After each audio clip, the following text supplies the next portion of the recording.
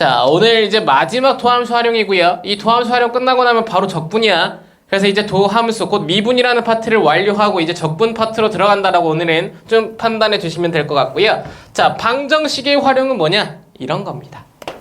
근의 개수. 그 근은 당연히 무슨 근이겠어? 실근의 개수, 판별. 오케이? 자, 내가 가지고 있는 2차 함수가 있어. 2차 함수의 실근의 개수 판별은 우리가 뭐로 했죠? 다시요.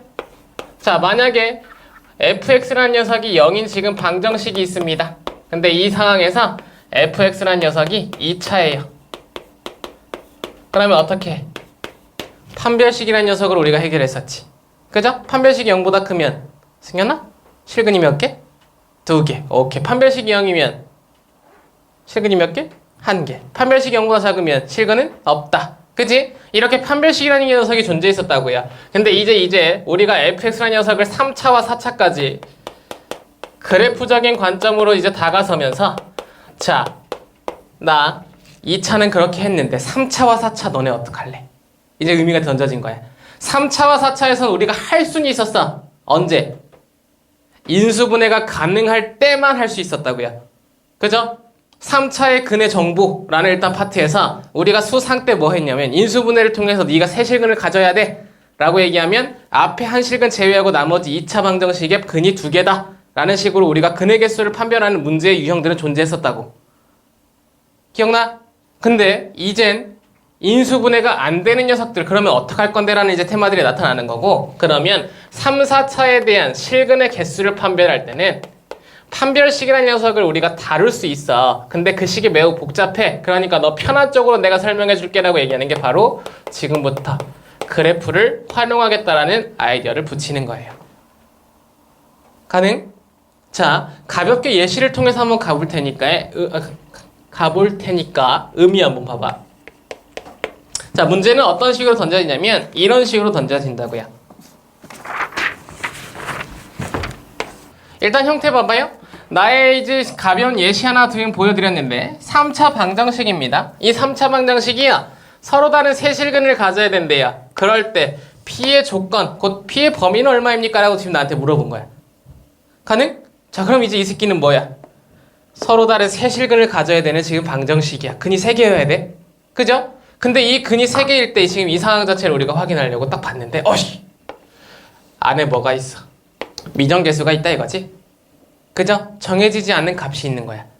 그리고 그 정해지지 않는 값에 따라서 나의 실근의 개수가 달라진다라고 얘기하는 거야. 그러면 그때 넌 이 근이 언제 세실근이 되는지 바로 판단해봐 라고 물어봤어. 판별식이 있다면 감사하겠지. 써가지고 그 녀석에 대한 0보다 크다 작다를 통해서 세실근 만들어버리면 되니까. 근데 우리가 할 수 있다 없다? 3차에 대한 지금 판별식이 있다 없다? 없다. 가능? 그러면 지금 너네들이 할 수 있는 행동을 여기서 번갈아는 해야 되잖아. 그리고 그걸 근으로 세 실근을 갖게 만들어줘야 될 거 아니야. 그래서 아이디어를 뭐를 던진 거냐면 야, 그렇다면 이 방정식을 내가 그래프로는 바꿀 줄 알아. 맞아? 어떻게? 앞에 있는 녀석에 대한 y는 2, x세제곱 마이너스 9, x제곱 더하기 12, x 더하기 p라는 녀석의 함수와 뒤에 있는 y는 0, 곧 x축이라는 녀석의 교점의 개수로 테마를 바꿀 수 있는 건 알잖아. 그지? 이게 어디서 배웠던 거? 2차 방정식과 2차 함수의 파트에서 우리가 배웠던 테마죠. 가능합니까? 방정식은 언제나 함수와의 관계가 있습니다라는 지금 우리가 의미를 알고 있었던 거고, 그래서 방정식의 활용이 그래프적인 관점, 곧 3차 함수의 그래프, 4차 함수의 그래프의 의미들이 들어가기 시작하는 거야. 의미 괜찮죠? 오케이. 그러면 결국 교점의 개수가 몇 개여야 되냐면 3개여야 된다라고 얘기하니까 우리는 뭐만 하면 결국 이 앞에 있는 녀석에 대한 그래프만 정확하게 그리면 x축과의 관계에 따라서 3개 만들면 된다. 포인트 끝이라고요. 가능하죠? 콜. 자, 이 정도까지 의미를 부여하면 이제 여러분들은 끝. 아이디어 괜찮아? 왔어. 그러면 이제 뭐 해? 이거 그래프 그리러 가. 그죠? 자, 그럼 이제 이 녀석을 fx라고 놓고 그래프 개형을 추론할 때 우리는 이제 미분이라는 녀석을 활용한다의 아이디어를 사용할 수 있다 이거죠. 그죠? f'x를 표현합니다. 6x제곱 마이너스 18x 더하기 12가 되고요. 6으로 묶었을 때 x제곱 마이너스 3x 플러스 2가 되고 x 마이너스 1 곱하기 x 마이너스 2가 되니까 그래프는 이렇게 1, 2 f'x의 그래프가 개형 나타나는 거 보실 수 있다 이거죠.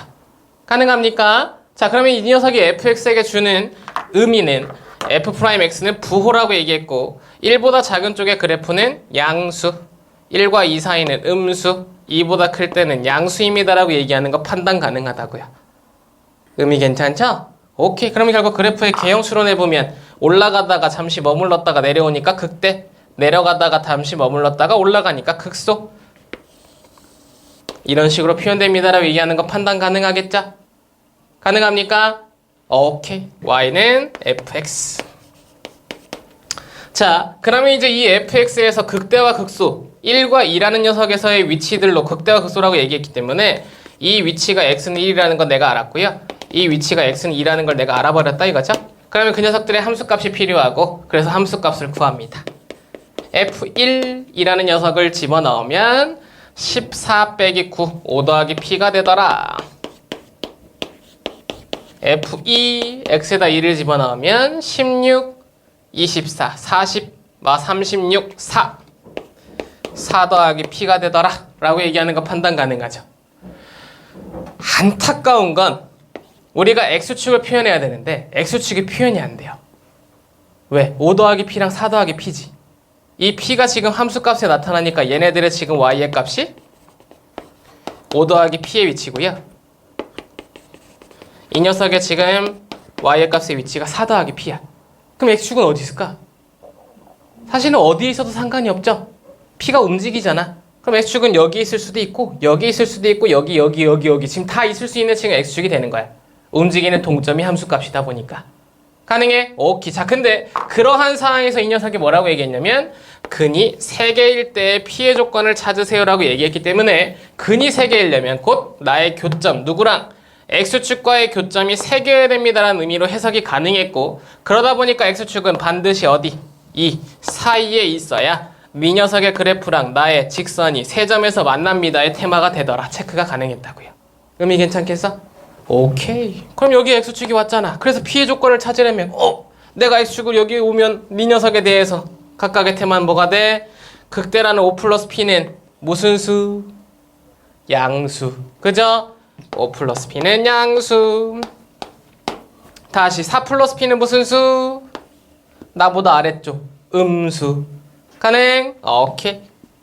그러면 p라는 녀석은 마이너스 5보다 크고 p라는 녀석은 마이너스 4보다 작다가 되기 때문에 내 녀석을 만족하는 곧 세실근을 만들어내는 p의 조건은 마이너스 5와 마이너스 4 사이더라라고 얘기하는 답을 나타내주는 유형이었다. 판단 가능했다.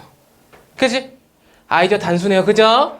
방정식에 미정계수가 배치되고 그 녀석에 따라서 근의 개수를 물어본다의 테마를 그래프적인 관점으로 바꿔서 곧 함수와 나의 직선 만나는 교점의 개수로 바꿔서 해결하더라. 포인트 끝. 가능합니까? 자, 근데 이 상황 자체가 조금 기분 나쁠 때가 있어요. 여기도 기분이 나쁜 지금 테마가 살짝 들어있는데 뭐냐면 얘네들을 정확하게 5 플러스 p와 4 플러스 p이기 때문에 그래프가 표현이 안 된다 이거지. 그죠? 움직이는 동점이 함수값에 배치돼 버린다 이거죠. 미정계수를 가지고 있으면 이러한 단점들이 있기 때문에 이 문제를 이 시선으로 꽂지 않고 두 번째 과정으로도 우리가 표현이 가능합니다. 그래서 두 번째도 보여드릴게. 자, 네 녀석이 이런 지금 단점을 가지고 있기 때문에 기분 나빠. 그러면 자, 다시 지금 저 문제에 나타난 나의 함수 중 2x 세제곱 마이너스 9x 제곱 더하기 12x 플러스 p는 0이라는 지금 방정식을 세실근을 만들 때 이만큼과 이만큼을 나눠서 생각할 수도 있어. 당연하죠? 그죠? 움직이는 동점을 내가 오른쪽으로 넘겨버리는 거야. 그러면 p가 반대쪽으로 넘어갔을 때 2x 세제곱 마이너스 9x 제곱 더하기 12x가 마이너스 p입니다라고 표현이 가능해. 이러한 지금 식을 만족하는 나의 근의 개수가 3개. 동일하죠? 의미는? 그지? 근데 이렇게 바꾸면 결국 우리가 만들어내는 함수는 p가 없는 완벽한 함수가 됩니다. 그지? 그러면 옆에 이 녀석은 뭐가 되겠어? y는 마이너스 p라는 그냥 상수함수를 우리가 만들어낼 수 있다 이거지. 가능해? 오케이. 자, 그러면 결국 이렇게 의미를 바꿔서 생각하면 y는 2 x 세제곱 마이너스 9 x 제곱 더하기 12 x라는 녀석과 y는 마이너스 p의 교점의 개수로 내 녀석의 방정식의 해 개수를 다루어 줄 수 있다. 그리고 그 녀석은 3개여야 됩니다라고 얘기하는 걸 판단하실 수 있다. 자, 3개입니다라고 얘기하는 걸 판단할 수 있다. 그러면 그 상황에 따라서 이 녀석을 fx라고 그리고 f'x를 추론합니다. 내 녀석 미분하면 6x 제곱 마이너스 18x 더하기 12. 사실은 앞에랑 별반 다른 건 없죠? p가 미분하면 0이 됐던 지금 상황이었기 때문에 동일 정보가 되고요. 그러면 그래프는 마찬가지로 1과 2에서 나타나는 y는 f'x가 됩니다. 플러스 마이너스 플러스 동일 정보로 나타날 거고, 근데 여기서 차이가 나는 건 뭐? p가 사라졌기 때문에 f1이라는 녀석 함수값을 구해보면 14 마이너스 9가 돼서 5 f2 아까에서 p 사라진 녀석 4가 된다라는 거 판단 가능하잖아. 그지? 이렇게 함수값이 정확하게 5와 4라고 찍히게 되면 그게 극대와 극소라는 걸 내가 알고 있으니 그 녀석에 대한 그래프를 완벽하게 그려낼 수 있다는 장점이 생긴다고요. 1에서 5라는 값을 갖고요. 2에서 4라는 값을 갖습니다. 극대와 극소니까 자, 그려내려면 하나 더 뭐 0 정도의 y 절편을 찾아보는데 그게 0입니다라고 얘기하는 것도 판단이 가능해서 올라갔다가 내려왔다가 올라갑니다라고 얘기하는 그래프 그려지는 거 판단 가능하지? 이제 정확한 x축과 y축 사이에 나타나는 나의 그래프 개형이 추론되고 그걸 fx라고 표현이 가능하더라. 의미 해결 가능해져.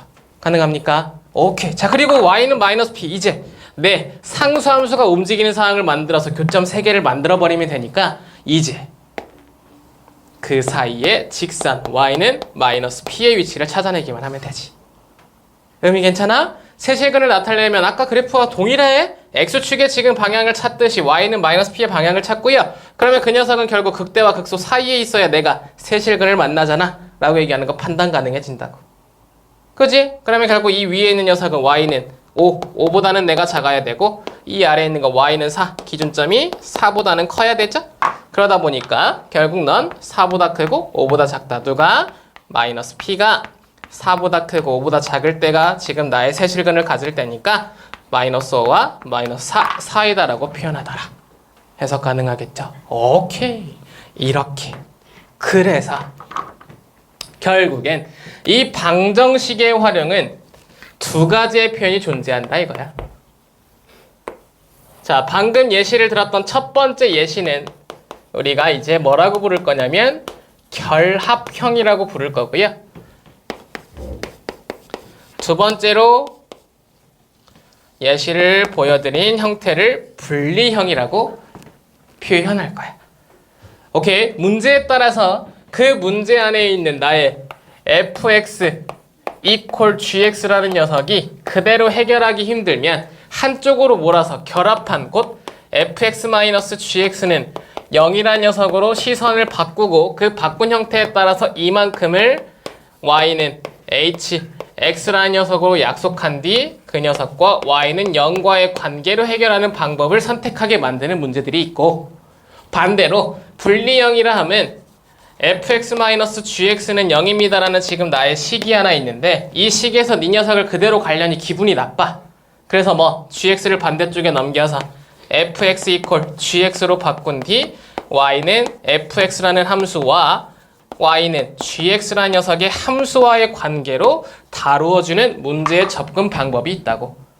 오케이? 그 방법이 다 통하는 저러한 문제도 있겠지만 여러분들의 문제의 난이도가 높아짐에 따라 그 상태를 결정해야 되는 문제들도 존재하니까 내 상황 자체가 해결이 안 돼. 그러면 잠시 다음으로. 오케이? 방정식에서 우리가 해결하는 방법이 2가지가 있다는 거 체크하자고요. 의미 괜찮죠? 하나로 묶어서 보는 시선과 그 녀석을 나눠서 보는 시선 2가지가 있더라. 포인트 하나 체크하시고 그 상태에 따라서 2가지의 예시를 여러분들께 보여드린 겁니다. 체크할 거 체크하시죠. 편하죠? 편하죠? 편하게 보시면 돼요. 야, 한 가지만 더 정리할게. 다 정리하신 것 같으니까. 자, 근데 여기서 특수 캐릭 하나만 볼게요. 특수한 형태의 캐릭, 여러분들 좀 빠르게 풀 수 있는 방법으로 소개하는 일단 설명이 여러분들 지금 책에 들어있어서 그거 살짝 하나만 이제 보여드릴게요. 근데 이 방법으로는 웬만하면 안 푸는데 나 같으면 안 풀어요. 근데 여러분들 중에 이제 변태같이 씨발 존나 빠르네? 이런 거 써먹어 봐야 되겠다. 이렇게 생각하시는 분도 분명히 생길 거라고. 오케이? 근데 중요하진 않아. 딱 특수한 한 경우에서만 성립하는 지금 정보이다 보니까 모든 걸 다 해결할 수 있는 저 방법들로 문제들을 풀어주는 연습이 가장 중요하고요. 그리고 이제 어느 정도 활용이 됐을 때 눈에 보이기 시작한다 할 때 볼 수 있는 방법입니다라고 보시면 돼.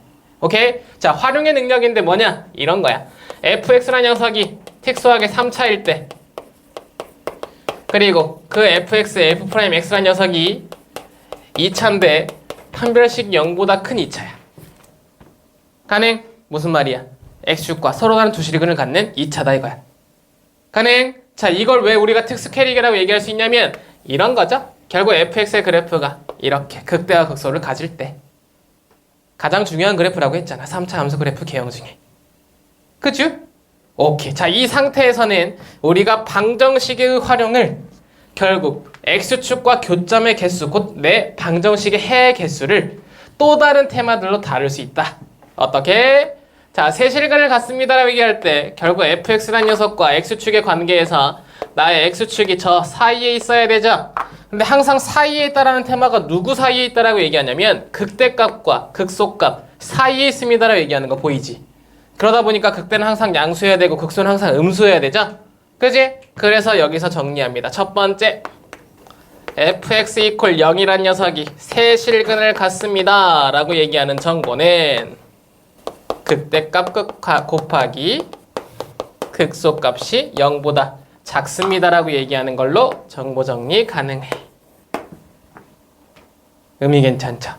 x축이 사이에 끼어 들어오다 보니까 극대는 항상 양수, 극소는 항상 음수. 그래서 극대 양수, 극소 음수라고 표현해도 되는데 거기서 우리가 아래 거랑 통일시키기 위해서 표현의 의미를 살짝 바꿔서 표현해 본 것뿐이야. 가능? 오케이. 자, 두 번째. 이번엔 그러면 그러한 그래프 개형에서 fx는 0이라는 녀석이 서로 다른 두 실근을 갖습니다라는 테마를 던질 땐 어떻게 할래? 라고 얘기해. 자, 두 실근을 갖습니다라고 얘기하는 건 어떻게 이 녀석이 만나야 되냐면 나의 x축이 한 녀석과는 접해야 되고 한 녀석과는 뚫고 지나가야 돼.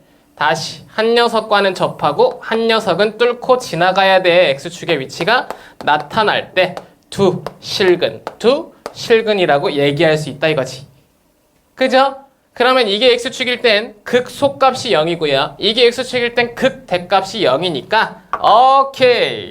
이 녀석의 테마는 결국 극대값과 극소값을 곱하면 0이구만 이라고 얘기하는 거 확인 가능하더라. 의미 괜찮겠죠? 오케이. 그냥 이해만 하시라고요. 자, 그리고 나서 세 번째, 내 녀석이 한 실근 가질 때 여긴가요? 또는 여긴가요? 한 실근을 갖는 거 보이죠? 그죠? 나랑 한 실근, 너랑 한 실근, 나머지는 두 허근입니다. 그렇게 되면 어떻게 돼? 나의 fx는 0이 한 실근과 두 허근 혹은 한 실근을 가질 때 라고 얘기하면 그 사항에 따라서 내 녀석의 x축이 이 방향일 땐 극대와 극소가 모두 양수고요. x축이 이 방향일 땐 모두 음수와 음수죠. 축을 기준으로 같은 쪽에 있다라는 표현이 극대와 극소의 방향성에서 나타난다고. 의미 괜찮지? 그렇게 되면 결국 그 상황에 따라서 나 극대값 곱하기 극소값 0보다 크다라고 표현할 수 있어. 체크 아이디어 포인트. 의미 괜찮겠지?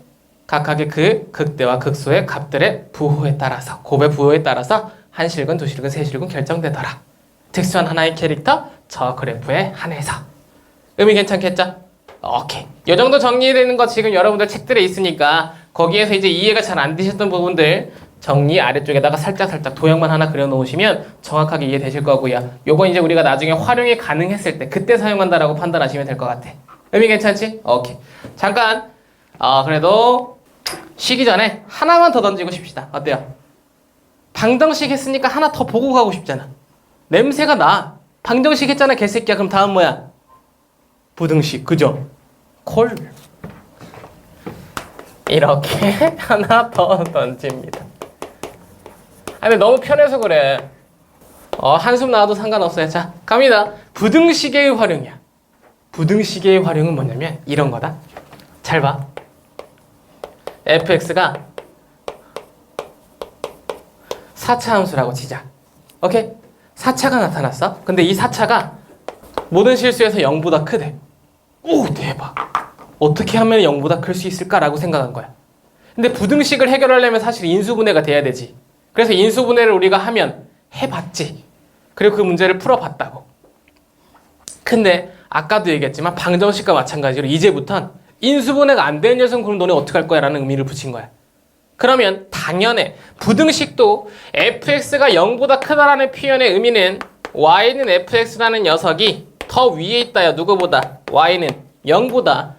그래프적인 관점에서 나보다 너보다 네가 더 위에 있다라는 표현이 크다라는 표현으로 우리가 해결 가능하다라는 거. 그래프 해석으로 표현이 됐었잖아. 의미 괜찮수? 크다라고 표현하기 기분 나쁘면 얘가 얘보다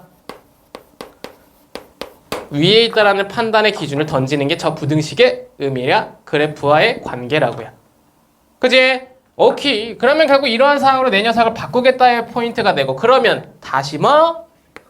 그래프의 의미가 되는 거라고.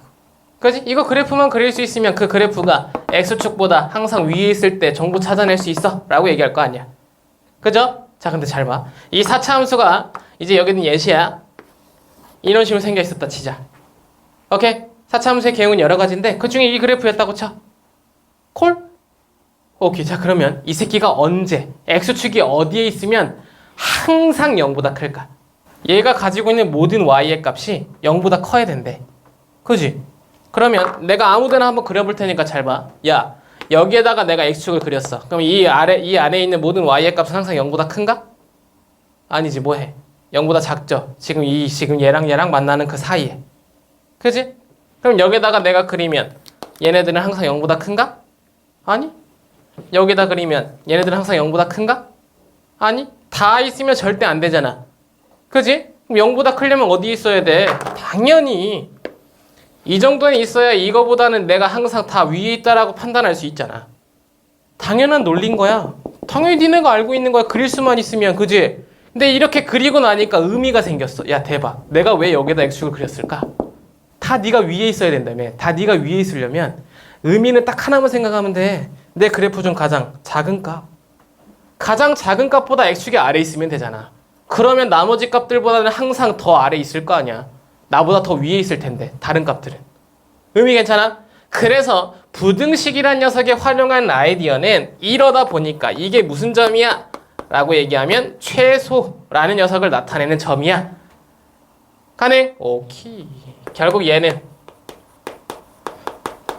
최대, 최소가 활용됩니다 라고 얘기하는 걸로 의미를 판단하시면 된다고요.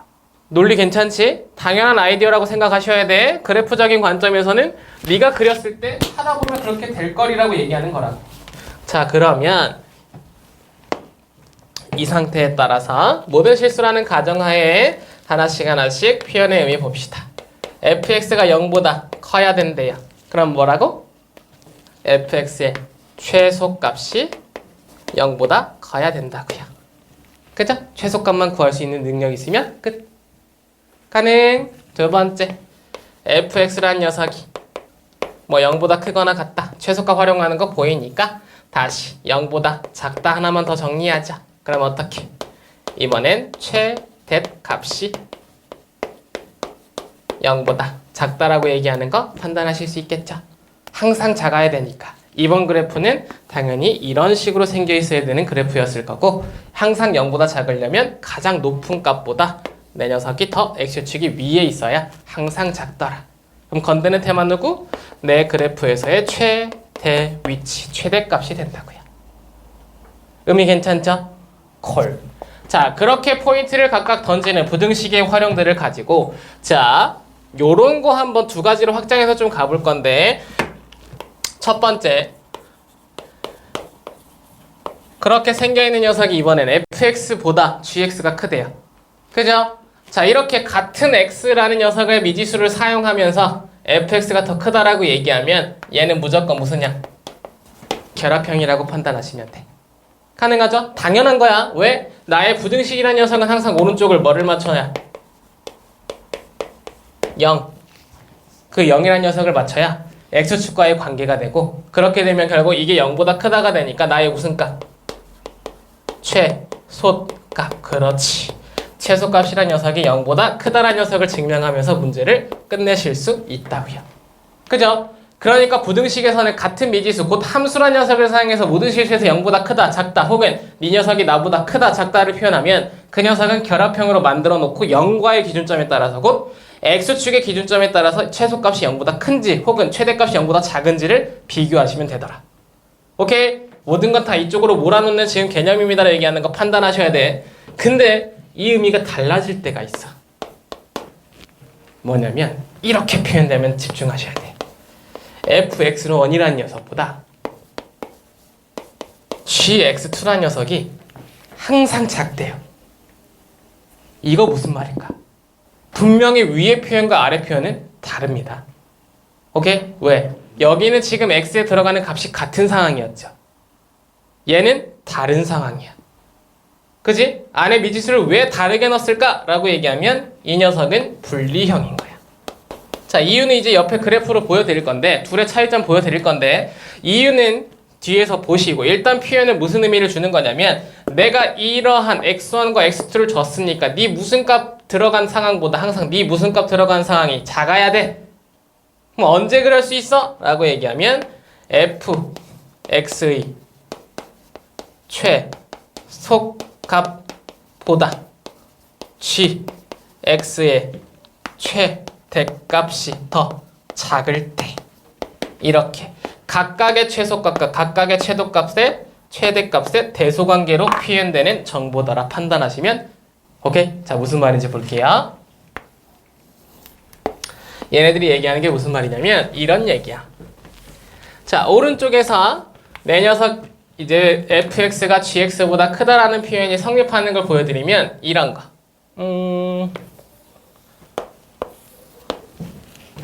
이런 거. 오케이?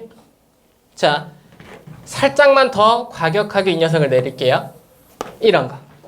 이건 얘가 성립하는 도형이야. 그지? 얘가 성립한다는 건 무슨 말이냐면, 쟤는요, 비교하는 게 무슨 값이냐면, 같은 x, 어떤 x가 선택되더라도 곧 이러한 지금 나의 직선들에 만나는 그 교점들 두 개의 관계에서 내 녀석이 이 녀석보다 크기만 하면 돼. 내 녀석이 이 녀석보다 크기만 하면 돼. 크기만 하면 돼. 크기만 하면 돼. 곧 이 그래프보다 내 그래프가 항상 위에 있기만 하면 돼. 라는 표현인 거야. 가능하지? 그러면 결국 이 그래프의 표현은 우리가 봤는데, 얘는 이 상황이면 안 돼. 얘는 뭐의 의미냐면 이런 거예요. 이런 거. 그지? 얘 어떠한 x를 선택해도 라고 얘기하니까 이 위에 있는 모든 나의 y의 값보다도 이 위에 있는 모든 값을, 곧 x2라는 녀석으로 표현됐으니까 이무의 점이 선택됐을 때 항상 작아야 된다라고 얘기하는 거야. 그러면 이 그래프가 만약 내가 저 위에 성립하는 그래프처럼 이렇게 올라가 있었어. 그지? 그럼 이 상태에서 왜 이 녀석이 성립을 못하냐면, 노란색의 영역 중에 이 녀석이 지금 나한테 나타내는 게 뭐야? 최소값이지. 그지? 그리고 이 녀석은 이 위에 이무의 점이니까 이 녀석이 최대값이죠. 그죠? 여기를 예를 들어 x1이라고 놓고 여기를 x2라고 놓으면 x2의 y값이 x1의 y값보다 더 높잖아. 그지? 그러면 얘가 항상 성립한다라고 볼 수 없다 이거야. 오케이? 그래서 이거 이무 그러면 곧 f 위에서의 이무의 점과 g 위에서의 이무의 점이라는 녀석의 대소관계를 표현하면 어쩔 수 없이 그 모든 값들 중에 가장 작은 값과 가장 높은 값을 비교해야 되더라. 가능합니까? 그래서 결국 그걸 성립하게 만들려면 다시 내 그래프는 모든 너의 값보다 항상 아래쪽에서 존재하게 그래프가 그려져야 되더라. 그래서 나의 최대값이 너의 최소값보다 더 작아야 된다. 이렇게 표현된 의미였다는 거 체크하셔라. 의미 괜찮지? 오케이. 하나만 더. 자, 그리고 예외되는 상황에서의 지금 나의 이 최대 최소란 녀석이 존재할 수 있으니까 포인트 하나만 정리할게요. 무슨 말이냐? x가 a보다 큰 범위 내에서 fx란 녀석이 0보다 큼을 만족하기 위한 x값 정보 찾기. 다시 이런 거 지금 앞에서 정리한 것처럼 보면 그냥 이렇게만 정리해도 되겠죠. fx가 a보다 큰 범위 내에서 fx가 0보다 크기 위한 나의 정보 찾기. 가능? 자, 그러면 이 상황은 왜 예외되는 상황이냐면 이런 거야. 이번에 무슨 구간? 열린 구간이죠? 그죠? 그럼 열린 구간일 때는 이 구간에서의 함수값은 존재 안 합니다. 가능? 자, 근데 이 상황에서 우리가 추가적으로 뭘 붙일 거냐면 이때 fx가 증가함수야. 잘 봐. 그럼 어떻게 되냐면 x는 a라는 위치에서 이 녀석이 함수값이 존재가 안 해. 그래서 구멍에 뽕 뚫어 놓겠지. 그죠? 그리고 구멍 뚫고 이 새끼가 증가함수야. 그럼 fx는 이거보다는 항상 커질 테니까 y는 fx 대략적으로 이런 식으로 그려질 거야. 가능? 오른쪽으로 증가할 때 위쪽으로 증가하게. 이 그래프가 그려져 있는데 얘가 이 a보다 큰 범주 내에서 항상 0보다 커야 된대. 그럼 x축의 위치를 내가 찾아야 되지. 근데 x축의 위치를 찾을 때 나의 최소값 봤는데 최소값이 없는 거야. 내가 앞에서 표현했던 거는 모든 게 다 최소값과 최대값이 존재할 텐데 얘는 범위가 열린 구간이다 보니까 구멍이 뚫렸어. 최소값이 존재가 안 해. 최대값이 존재가 안 해의 상황이 된다고. 그럼 어떻게 되겠어? 하나 체크해요. 얘가 구멍이 뚫려 있으면 x축은 그 녀석을 지나갈 수 있습니다. 가능하죠. 0보다 크다가 되더라도 이 녀석의 함수값이 존재하지 않기 때문에 닿아도 얘는 0이 아닌 거. 가능? 다시 여기에 혹은 여기에 축이 존재할 수 있게 된다고. 그러면 이때는 이 a에서의 함수값이 최소값이라는 걸 내가 확인은 했는데 그게 값이 존재하지 않으니까 값이 있는 것처럼 곧 어떻게 f a라는 녀석이 0보다 크거나 같더라로 해결한다는 거 체크만 하나 해놓으시라고요. 의미 괜찮죠? 다시 범위의 값이 등호가 들어있지 않아서 존재하는 함수값은 아니지만 내가 그 녀석이 있다라는 가정하에 마치 그게 0이나 혹은 0보다 큰 쪽의 함수값이 존재하는 것처럼 나타나니까 그 그래프의 함수값 a에서의 함수값이 0보다 크거나 같다로 대체해서 문제를 표현하더라. 오케이? 예스. 하나만 더 앞에 있는 녀석과 기준 잡기 위해서 정보를 던지면 그냥 0의 등호가 들어가더라. 하나만 기억하시라고요. 원래 최소값이 0보다 크다가 돼야 되는데 얘가 열린 구간이다 보니까 그 녀석의 등호가 들어가더라. 그 정보가 추가적인 예외적인 하나의 상황이라고요. 의미 괜찮겠죠? 자, 문제 한번 풀면서 출발 한번 하시죠. 여러분들 페이지 20페이지. 자, 1번에 3번 하나 풀고요. 그리고 2번, 3번 하나씩 빠르게 한번 다뤄봅시다. 가시죠. 자, 가볼게요. 1번에 3번입니다. 시작 한번 해보죠. 자, 문제는 이런 거였어. 3차 방정식이 세실근을 가질 때 K의 개수를 물어봅니다. 세실근을 갖는다고? 분리시켜준 지금 표현이 보이니까 이 녀석을 fx로, 이 녀석을 y는 k로 표현해가지고 앞에 거 그래프랑 나의 y는 k란 녀석과의 교점이 세게 되는 지금 나의 k의 정보 찾기 포인트 체크하실 수 있겠죠? 그럼 그래프 표현 문제가 된다고요. 앞에 있는 녀석 지금 나의 3차 함수입니다. fx란 녀석이 x 세제곱 3x제곱 더하기 1이라고 얘기하고요. f'x는 3x제곱 마이너스 6x가 되겠죠? 3x로 묶는 순간 x 마이너스 2 그래프는 이렇게 0과 2에서 플러스 마이너스 플러스 f'x는 언제나 부호 결정만 준다는 거 판단하자고. 자, f0은요 0을 대입하면 1이랍니다. f2는요 2 대입하면 8 9 마 12 마 3이래네요. 정확하게 그래프 나타나는 거 보이죠? 자, 그러면 극대요, 극소요라고 얘기하는 정보로 fx의 정보를 우리한테 던졌으니까 0,1이라는 녀석과 2, 마이너스 3이라는 지금 위치 찍어놓고 극대 그래프, 극소 그래프 그려내시면 될 것 같아요. y는 fx 개형 추론했습니다. y는 k라는 녀석과 교점이 3개라고 얘기하면 k는 그 사이에 들어가야 된다라고 얘기하는 거 빠르게 판단하시라고. 그지? 오케이. 그러면 결국 이 k라는 녀석은 어디부터? 마이너스 3부터 어디까지? 1까지. 그러한 녀석들의 위치는 제외라고 얘기하니까 결국 k라는 녀석은 마이너스 3과 1 사이입니다라고 얘기하는 거 그래프를 통해서 표현 가능하더라 체크하시자고요. 의미 괜찮죠? 오케이. 정리 하나 하시고 다음 2번 문제로 가보도록 하겠습니다. 자, 이 문제 유형은 이런 거야. 자, 이게 난이도가 살짝 높은데 이유는 인수분해가 좀 지랄 같아서. 자, 모든 실수 x에 대한 나의 x의 제곱 샬라샬라가 0보다 크다가 항상 성립할 때 a의 범위 찾으랍니다. 오케이. 결국 저 위에 있는 지금 나의 4차 함수가 x축보다 항상 위에 있다 라고 얘기하니까 일단 나의 첫 번째 시작은 그 4차 함수의 개형을 추론하러 가셔야 되니까 fx를 설정하죠. 자, 그래프를 표현하기 위해선 네, 도함수가 필요하다. 오호, 여기서 a 세제곱에 속지 말아요. x가 미지수니까 미분하면 4a 세제곱입니다. 그지? 오케이. 자, 그러면 여기서 뭐야? 네 녀석이 어떤 그래프가 되는지를 봐야 되는데 이거 보여? 4 x 세제곱 마이너스 a 세제곱이지. 가능합니까? 오케이. 이거 뭐야? 세제곱 마이너스 세제곱 인수분해 공식이죠. 그지? 인수분해 합니다. 4 x 마이너스 a x제곱 더하기 ax 더하기 a 제곱까지 나타나. 가능해? 이 그래프 어떻게 그릴래? 그릴 수 있는 사람? 나. 자, 가볼게요. 잘 봐.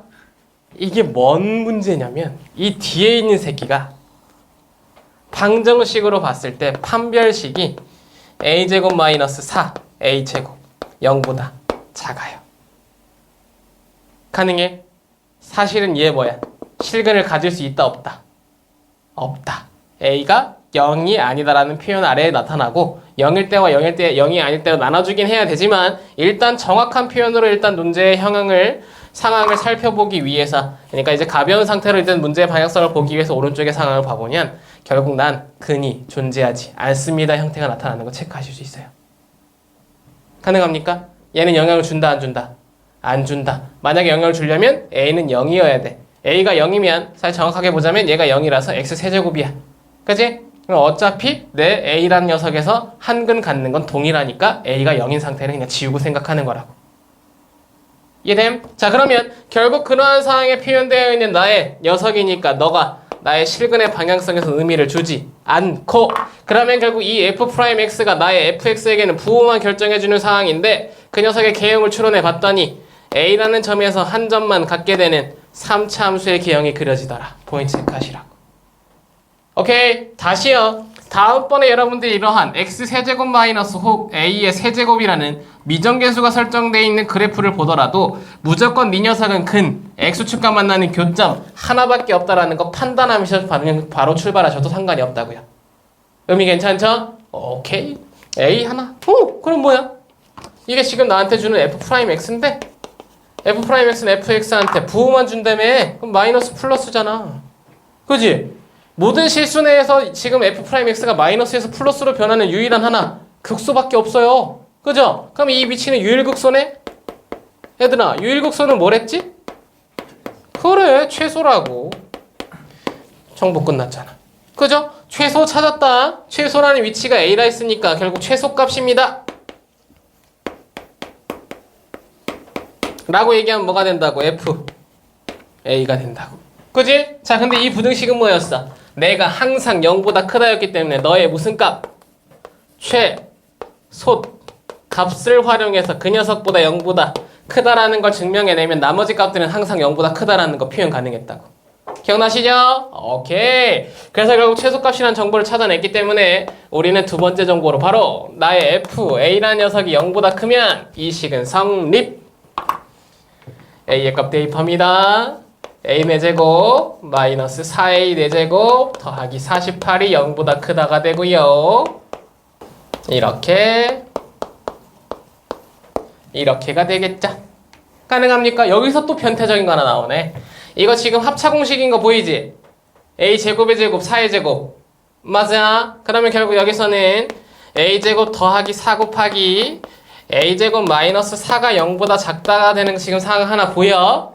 이거 지금 여기에서 뭐 집중하셔야 되냐면 이 새끼 a 제곱은 항상 0보다 크거나 같다. 근데 4가 더해졌네? 10cm 0인 거 있어 없어? 없지. 얘는 항상 0보다 크죠? 항상 0보다 크면 부등식에 영향을 준다 안 준다? 안 준다. 그러면 양변 나눠서 없앨 수 있는 녀석이다. 의미 없어요. 사라져버립니다. 오케이? 미지수 형태가 항상 0보다 큰 녀석의 의미가 나타나면 그 녀석은 나의 부등식에 영향을 주지 않아서 양변 나눠서 없앨 수 있다는 포인트 해석이 하나 더 추가적으로 나타나 있고요. 그 상황에 따라서는 이 녀석의 2차 부등식의 의미가 나타납니다. a-2 곱하기 a 플러스 2가 0보다 작다. a의 값은 마이너스 2와 2 사이다의 문제였다는 거 체크하시죠. 오케이. 자, 다음 문제로 넘어와봐. 이 문제는요, 문제가 냄새를 아주 강하게 풍겨요. 자, 무슨 말인지 가볼게. x가 2보다 큰 범위 내에서 나의 3차 함수가 2차 함수보다 항상 커야 된대요.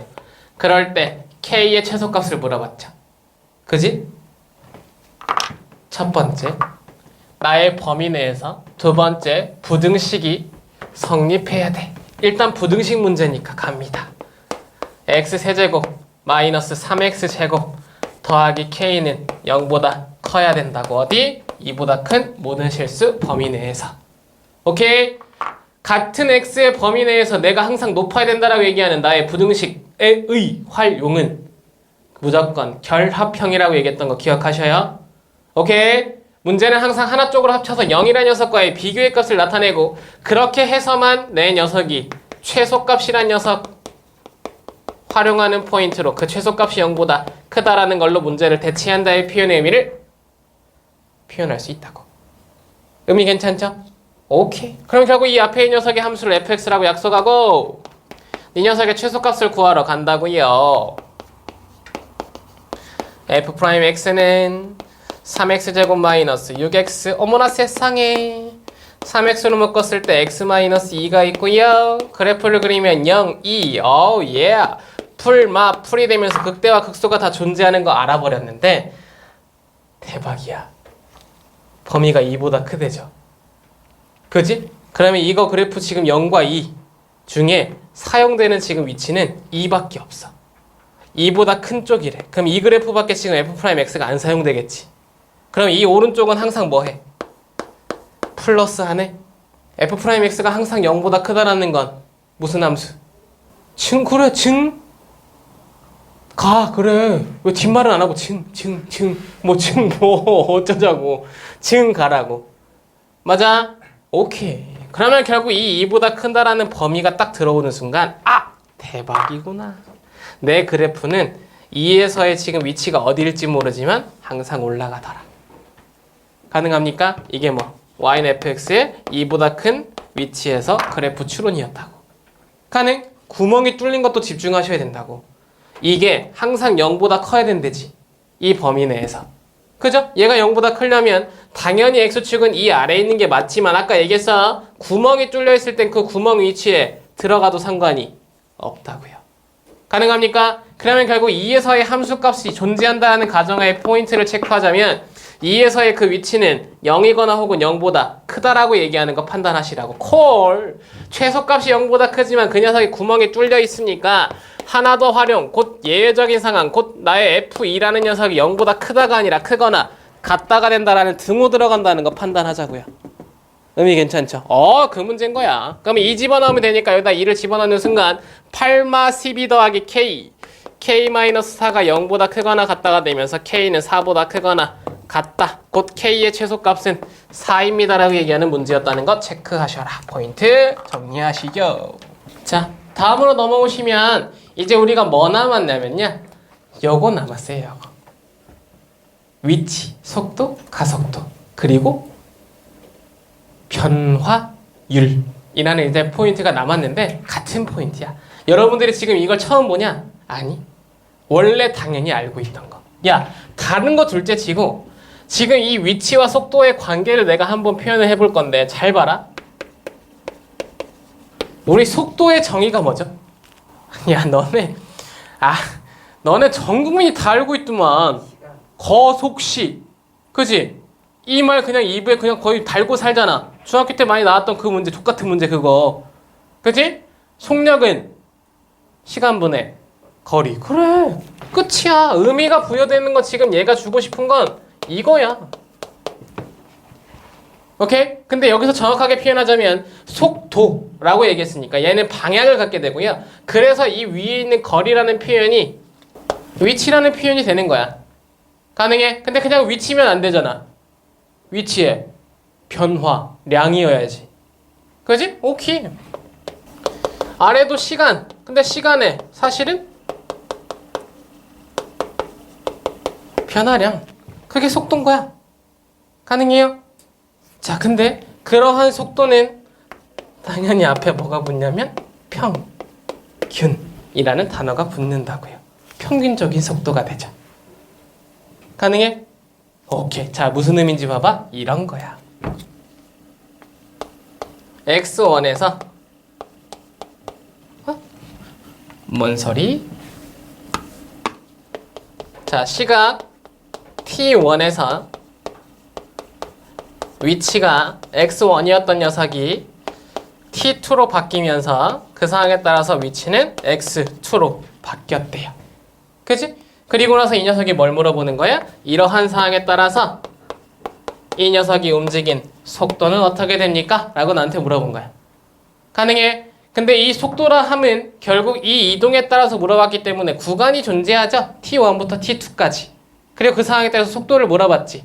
그래서 평균적인 속도라는 지금 의미가 돼서 속도의 앞에 단어를 붙이자면 평균 속도가 되는 거라고요. 오케이? 자, 그렇게 되면 그 상황에 따라 내가 표현합니다. 나 어떻게 돼? 시간 흘렀잖아. t1부터 t2 초까지. 그래서 흐른 시간은 뭐야? t2에서 t1 빼면 되겠지. 이게 시간의 변화량이잖아. 가능하죠? 콜? 예스. 위치는 어떻게 변했어? 나의 위치 x1에서 x2만큼 변했어. 그럼 변화량은? 그 변화는 지금 x2에서 x1을 빼면 되겠지. 가능해? 오케이. 오야, 그러고 났더니 이것이 뭐 봤던 거네. x의 변화량 분의 y의 변화량, 시간의 변화량 분의 위치의 변화량, 변화량 분의 변화량. 그걸 뭐라고? 변화율이라고 부르잖아. 그러면 결국 이 위치의 상황에 따라서 속도는 뭐야? 변화율인 거야. 그치? 근데 구간이 존재하니까 그 앞에 뭐가? 평균자가 붙어서 평균 변화율이라는 테마를 갖게 된 거라고. 뭐야? 처음 보는 거 아니죠? 우리 미분, 개수라는 녀석을 처음 다룰 때 포인트 잡았던 평균 변화율. 그게 사실은 우리가 어렸을 때부터 다루었던 속도라는 지금 이 개념 안에 버젓이 들어있는 거라고요. 그러니까 결국 이 파트가 이 활용의 파트 마지막 도함수 활용 3로 나타나는 것 뿐인 거야. 같은 개념이니까 같이 하면 되잖아. 그럼 그래프도 같이 주면 되겠네. 다 똑같이 다 할 수 있게 만들어줄게 라는 의미인 거야. 가능하죠? 그러면 이제 생각하자고. 속도라는 녀석이 처음에 구간으로서 나타나면 결국 이 녀석은 평균 속도고 그 평균 속도를 표현하는 방법은 시간의 변화량분의 위치의 변화량이라고 생각하자고요. 요 정도는 괜찮죠? 의미 괜찮아? 오케이. 자, 근데 그걸 가지고 우리가 뭐 하고 싶은 거야? 결국 x1 또는 x2에서의 속도를 알고 싶은 거야. 그지? 나의 지금 이 순간의 속도. 가능해? 뭐 기분 나빠하지 말고 그냥 내가 여기에서 여기까지 이렇게 걸어갈 때 속도를 조금만 올린다 생각해봐. 오케이? 그러면 병신 같죠? 그 순간 딱 그 위치에서의 속도를 알고 싶다고. 그러니까 결국 여기에서 이 평균 속도를 가지고 순간 속도를 표현하러 간 것 뿐이에요. 그죠? 당연히 가야지. 왜? 리미트 붙여야 될 거 아니야. 구간 없애야 될 거 아니야. 그래서 뭐 만들어? 미분계수 만들어야 될 거 아니야. 미분 파트인데 미분 없이 그냥 기울기로 갈 거야? 아니지. 오케이? 자, 그래서 속도라는 녀석이 이제 순간자가 붙습니다. 그러면 그 상황 자체는 리미트 델타 t가 0으로 갈 때가 되겠죠. 가능? 이 말은 즉슨 어떻게 생각하셔야 되냐면 평균 속도를 할 때 속도의 테마는 구간입니다. 순간 속도의 테마는 x는 a 한 점이에요. 가능하죠? 한 점에서의 속도를 물어보면 순간 속도, 구간에서의 속도를 물어보면 평균 속도. 그 정도는 우리가 테마를 잡아줄 수 있다고. 가능하지? 오케이. 그럼 여기는 그냥 한 점이라고 쓸게.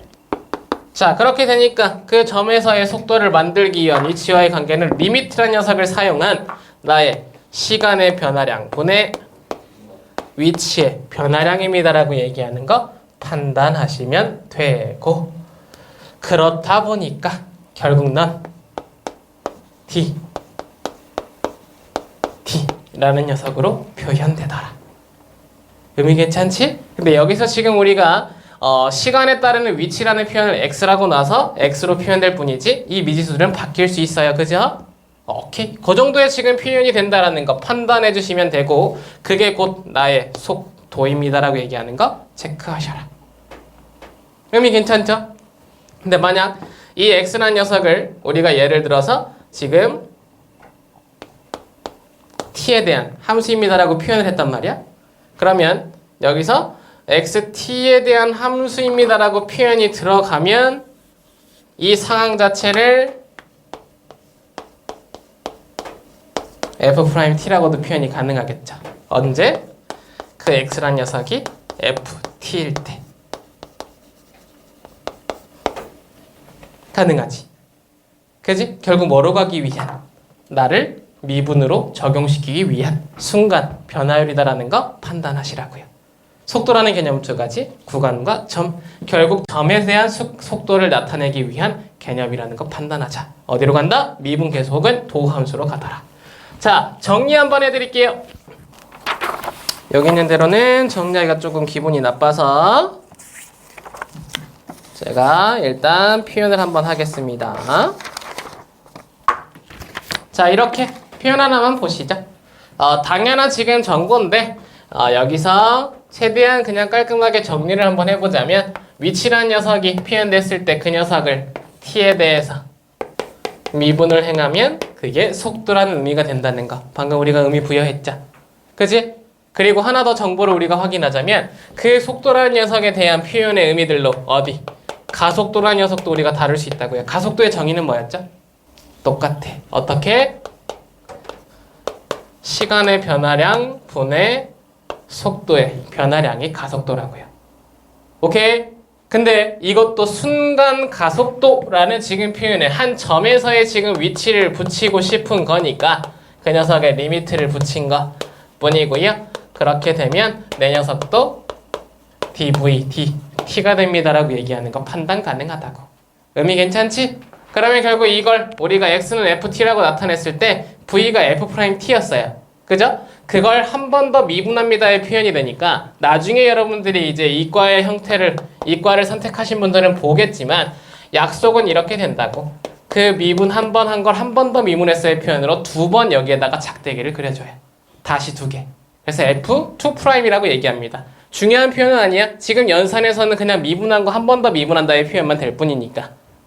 가능하지? 오케이. 그렇게 해서 결국 이 녀석의 가속도는 이런 식으로 표현됩니다라고 얘기하는 것까지 체크하시면 그 속도를 다시 한 번 더 T에 대해서 미분의 정보를 활용하면 가속도가 되더라 라고 얘기하는 거 판단하자고. 의미 괜찮죠? 오케이. 이렇게 미분 관계에 대한 표현을 줍니다라는 지금 의미의 해석, 속도, 그리고 위치, 가속도였습니다. 자, 그러면 그러한 정보들에서 우리 이런 거 한번 볼까요? 속도가 플러스래. 무슨 의미일까? 약속이야. 속도가 플러스라 함은 오른쪽으로 움직이고 있다라는 말이에요. 그러니까 속도가 마이너스래. 무슨 말이야? 왼쪽으로 움직이고 있다라는 말인 거야. 수직선에서는 X축에서 이런 식으로, Y축에서는 위와 아래로 표현되겠죠? 결국 기준점에 따라서 나의 움직이는 방향을 보여주는 게 속도의 부호이다 보니까 이런 식으로 정리 한번 하나 하시라고요. 속도의 부호는 운동의 방향을 나타낸다. 의미 괜찮지? 두 번째, 저기에 정리되어 있는 녀석으로 보자면 이런 거예요. 나의 최고 위치일 때. 자, 무슨 말이야? 수면 위에서 수면 위래. 나의 이 지면 위에서 공을 던졌어요. 공을 던지면 이 녀석은 올라갔다가 포물선을 그리고 아래로 떨어지겠죠. 그때 나의 최고 위치에 다다를 때 라는 의미는 무슨 의미를 줄까? 잘 봐. 최고 위치, 최고 지점이라고 얘기하는 말은 내 값이 가장 높이 있다라는 말인 거거든. 주변값보다 높은 값을 우리가 뭐라고 불러? 극대라고도 부르죠. 결국 이 녀석은 한 번 올라갔다가 한 번 내려오는 나의 유일 극대이기 때문에 최대라고 부를 수 있었던 거고, 극대라는 정보가 나타나면 항상 그 위치에서 미분이 가능한 함수의 개형상 프라임이 0이다라고 얘기하는 거 보실 수 있죠. 가능? 자, 정보로 보자면 이런 거야. 네가 증가하다가 감소해야 돼. 그럼 이 순간에는 뭐 할까?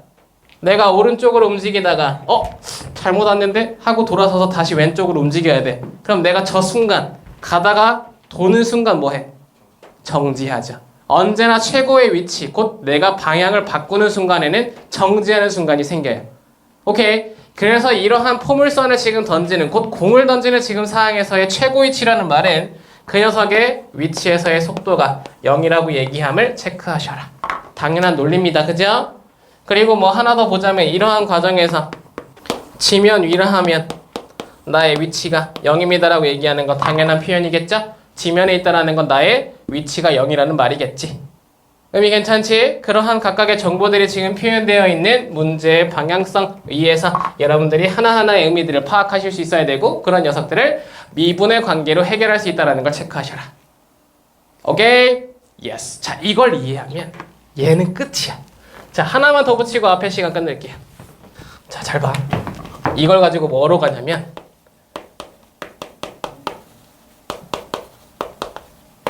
변화율로 가거든요. 근데 변화율이 똑같은 표현이야. 뭐에 대한 변화율이냐면 첫 번째 길이, 두 번째 넓이, 세 번째 부피, 그 위에 기타 등등 세상에 존재하고 있는 나의 변화하고 있는 길이, 넓이, 부피에 대한 그 변화율을 물어보는 문제가 마지막 포인트에 나타나요. 오케이? 자, 예를 들어 이런 거야. 모양은 정해져 있어. 대표적인 문제예요. 이렇게 꽃갈콘이 있다 치자. 오케이? 내가 꽃갈콘을 하나 샀어. 근데 이 꽃갈콘이 과연 물을 이 안에 집어넣으면 밖으로 뱉고 이걸 채우고 가 속도가 어떻게 될까 궁금했던 거야, 어떤 병신이. 근데 여기다 집어넣어봤어. 그랬더니 매 초마다 이 새끼가 부피가 증가하는 걸 봤어. 그러니까 물의 양이 늘어나는 걸 봤어. 궁금하다. 이 물의 양이 시간당 어떻게 변해서 얼마의 지금 채워짐을 나타내는지, 이런 거.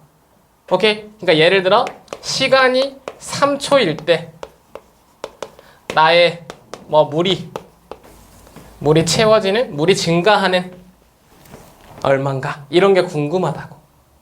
사실 궁금하지 않은데 병신인 거야. 오케이? 그럼 이거 어떻게 해야 돼? 라고 얘기하면 이런 거야. 나의 그 3초일 때의 물의 증가율을 확인하려면 네 녀석의 부피의 변화율이 필요하다 이거지. 오케이? 그리고 그 부피의 변화율에 t에다가 3을 대입하시면 된다. 의 표현인 거야. 자, 무슨 말인지 봐봐. 이런 문제인 거예요. 변화율이라는 건 사실은 유리잖아. 비율이지. 그지? 그러면 뭐에 대한 변화율인지를 봐야 되는데 당연히 이 앞에는요, 시각에 따른이라는 지금 표현이 들어간 것 뿐이에요. 근데 있는데 없은 거. 오케이? 저 말들은 굳이 붙일 필요 없으니까 그냥 써주지 않는 것 뿐이야. 시각의 변화에 따라서, 곧 나의 시간의 변화에 따라서 네 녀석이 어떻게 변하는지를 알고 싶어. 그걸 비율로 나타낼 게의 표현이 그냥 변화율인 거야. 가네? 그럼 길이가 변한대잖아, 시간에 따라서. 그럼 그 변화하는 거에 대한 율이 필요하대잖아. 그럼 뭘 구하면 돼? 당연히 D. 자, D를 표현하기 전에 이런 거 보면 돼. 델타 T 분의 델타 L. 이거 구하면 되는 거죠? T2-T1분의 L2-L1 하면 되는 거 아니야. 그지? 근데 결국 내가 뭐에서의 지금 상황을 보고 싶은 거냐면 하나의 위치, T는 A에서의 한 점에서의 지금 상황을 보고 싶은 거라고. 지금 여기서 얘기하잖아. 3초에서의 지금 증가율을 보고 싶은 거라고. 그 순간에 지금 나의 점에서. 오케이? 순간을 만들어내려면 언제나 변화율에서는 순간 변화율의 의미가 들어가기 때문에 리미트가 붙어있는 상황으로 표현된 문제들이 적용되는 것 뿐이고요. 그래서 너를 D, L이라고 표현하는 것 뿐이야. 이해됨? 오케이. 모든 문제는 다 어디로 간다고? 순간으로 간다고. 그래서 그 순간이라는 걸 한 점으로 만들어서 뭐 한다고요? 미분계수 활용한다고요. 평균 변화율을 만들어 놓고 리미트 붙여서 순간 변화를 만드는 것 뿐이라고. 오케이? 모든 문제가 다 거기로 가는 거야. 속도, 가속도, 마찬가지 변화율도. 넓이란 녀석은 S라고 표현하면 나도 마찬가지. 델타 T분의 델타 S. 시각에 따른 나의 넓이의 변화를 표현한 건데 그 변화율이 어떠한 한 순간에서 어떻게 되는지가 궁금하다라는 표현이 주어지니까 델타 t가 0으로 갈 때 곧 t, s라는 녀석이 표현된다는 거 체크하시면 된다고. 마찬가지겠죠? 부피란 녀석을 v로 표현해서 내 녀석을 표현해보면 델타 t분의 델타 v가 됩니다. 이번엔 대문자 v라고 표현할게요. 속도와의 구분을 지우기 위해서. 그러면 dt, dv라고 표현할 수 있겠죠. 의미 괜찮지? 오케이. 자, 그러면 이런 녀석들이 이런 식으로 표현되는 건 알겠는데 그럼 문제는 어떻게 푸느냐? 라고 봤을 때 문제를 풀어내는 데는 항상 3단계를 생각하시면 돼요. 첫 번째, 이렇게 표현하죠. 자, 내가 3초에서의 변화를 알고 싶은데 그렇다고 3초에 대한 표현으로 내가 평균 변화를 구하면 순간 변화를 절대 구할 수 없죠. 그지? 그래서 무조건 첫 번째는 미지수 t가 필요해. 내 시각 t초에서는 내 넓이가 이렇습니다라는 표현이 필요해. 그래서 무조건 첫 번째는 t초 후를 혹은 t분 후를 혹은 t 시간 후를 가정하는 거야. 오케이? 그리고 나서 두 번째, 그 t에 대한 나의 길이 또는 넓이 또는 부피라는 녀석을 식을 세웁니다. 그렇게 해서 마지막 세 번째, 그 녀석을 t에 대한 미분을 활용해서 문제를 끝내시면 돼요. 그때 위치를 미분한 값에다가 대입하면 끝나겠죠. 미분계수 구하기 테마. 결국 그 미분이라는 녀석을 구해내기 위해선 식이 필요하고 식을 구하기 위해선 t초 후 혹은 t분 후 혹은 t 시간 후를 가정해야 되더라. 3단계의 구성으로 문제가 던져진다는 거 체크하셔라. 포인트 끝. 요 정도만 보시면 이제 문제에서 어떻게 적용되는지만 바라보시면 될 것 같아요. 정리할 거 정리하시고 잠깐 쉬었다가 뒤에 이어서 가보도록 하겠습니다. 자, 일단 23페이지에 있는 세 문제 통통통 건드려 보고요. 세 문제 다 할 필요 있을까? 다 하자. 세 문제 통통통 건들고 적분 한번 냄새는 맡아봐야죠. 자, 출발 한번 합니다. 개껌. 그죠? 야, 기본 문제라고 이거는 진짜 너무 기본인 거 아니야? 위치 하나 보여주고 갑자기 나한테 t가 3에서의 위치 구하고 속도 구하고 가속도 구하래지. 위치라는 건 결국 요거에서 x에다가 3 대입한 x값 구하라는 거니까 3 대입하면 얼마야? 이 정도는 눈 감고도 지금 풀어야 돼요. 그죠? 오케이. 자, 두 번째 속도 구하랍니다. 뭐 하래? t에 대해서 미분하래지? 3에서 순간 속도 구하래니까 3 대입하자. 생각하지도 마. 오케이? 하나의 위치 곧 t가 2에서 t가 3에서 점에서의 지금 나의 속도, 가속도라 하면 순간 속도, 순간 가속도 얘기하는 거라고. 미분의 정보, t에 대한 미분의 의미를 주는 거라고요. 미분합니다. 가속도는 a라는 단어를 가장 많이 사용해요. 그래서 a라는 녀석은 저거 미분한 값이니까 다시 6t가 되겠죠? 그 다음에 결국 거기다 3 대입하면 얼마야? 18. 너무 쉬운 거 아니야? 인정? 오케이. 정리하시고. 되게 기분 좋아야 되는데 기분이 되게 나빠 보이네 다들. 좀 어려운 것 좀 풀까요 그러면? 더 기분 나빠 보이네. 야, 갑자기 고릴라가 한 마리 왔어. 자, 2번 문제로 갈게요. 속력 나왔습니다. 속력 하나만 보시죠. 자, 속력은요 크기죠. 속도와의 차이는 속도는 방향을 나타내지만 속력은 크기만. 오케이? 그래서 이 속력이라는 녀석이 나타나면 속도에 절대값 붙인 거라고 판단하시면 됩니다. 음수값 없어요. 양수값만 나타난다. 의미 괜찮죠? 의미 괜찮죠? 오케이. 자, 그러면 결국 얘가 문제 뭐 물어보는지 봐봐. 높이의 지금 h입니다. 그 높이가요 지상에 떨어지는 순간 속력을 물어봤어요. 오케이. 지상에 떨어진다라는 말은 위치가 얼마라는 말, 높이가 얼마라는 말, 0이라는 말 하고 있는 거 볼 수 있죠? 근데 다시 떨어지는 지금 나의 순간의 속도니까, 순간의 속력이니까 결국 다시 떨어진다라는 말은 t는 0은 아니라는 말 체크하시고요.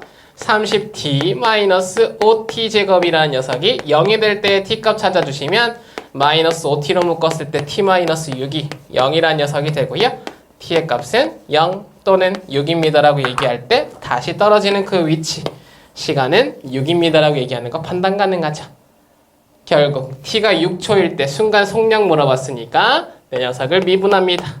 v는 30-10t.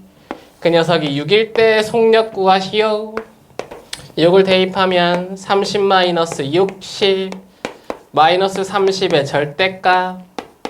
속력의 크기는 30이라고 얘기하는 거 판단하셔라. 의미 괜찮겠죠? 오케이. 속도라고 물어봤으면 마이너스 30. 속력이라고 물어봤으니까 30. 체크할 거 체크하시고 여러분들 자 집에 가기 퀴즈 또 하나 나왔네요. 3번. 시간은 정확하게 몇 분? 1분. 스타트. 자 가볼게요. 안타깝게도 또 퇴근은 멀어졌네요. 자 문제의 답은 아마 4번이었을 거예요. 확인 한번 하러 가보시죠. 자 이 문제는 어떤 문제였냐면 이런 문제. 자 나의 수면 위에 돌멩이를 던집니다. 돌멩이를 수면 위에 던져요. 그럼 이 새끼가 딱 떨어지는 순간 거기서부터 파장이 일어서 원이 만들어진대요. 그 원은 몇 초 10cm씩 커진대. 반지름이. 그지? 이 말은 즉슨 동심원으로 파장이 일어난다라고 하니까 면을 이렇게 2D 형태로 봤을 때 이걸 지금 물, 수면이라고 생각하면 딱 떨어지는 순간 점이 되죠? 그리고 그 점을 기준으로 0이었던 지금 나의 이 어떻게 보면은 점이 몇 초 10cm씩 커져 나간대요. 의미 괜찮아?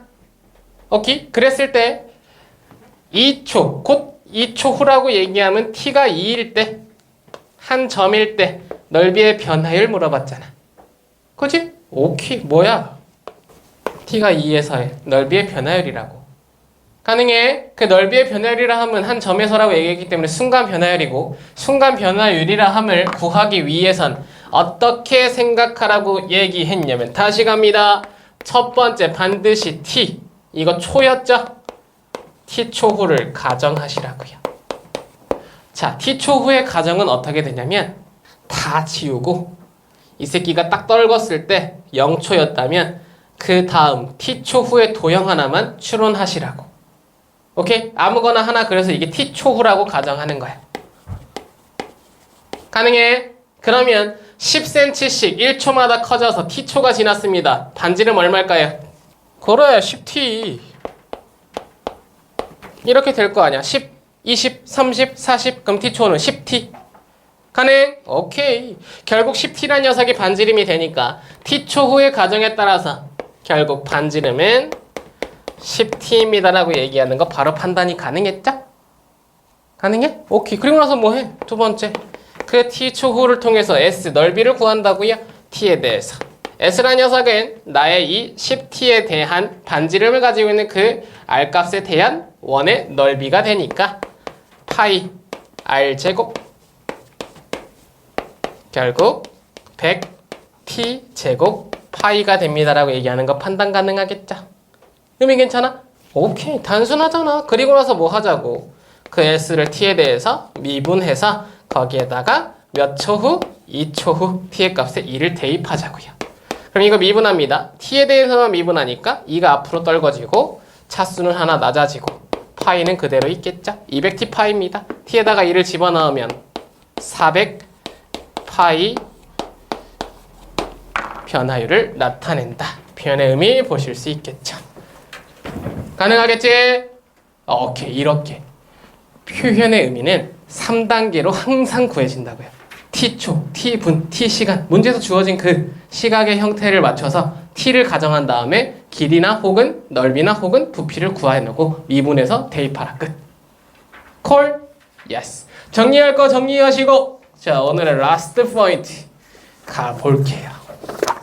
자 우리요 방금 전까지 뭐 했어? 미분했죠. 그지? 자 미분이라는 걸 이제 우리가 반대되는 개념으로 사실 다가서는 테마를 다룰 건데 그게 적분입니다. 사실은요 첫 시작은 이 적분이라는 게 사이에 밑자를 붙이고 있었어요.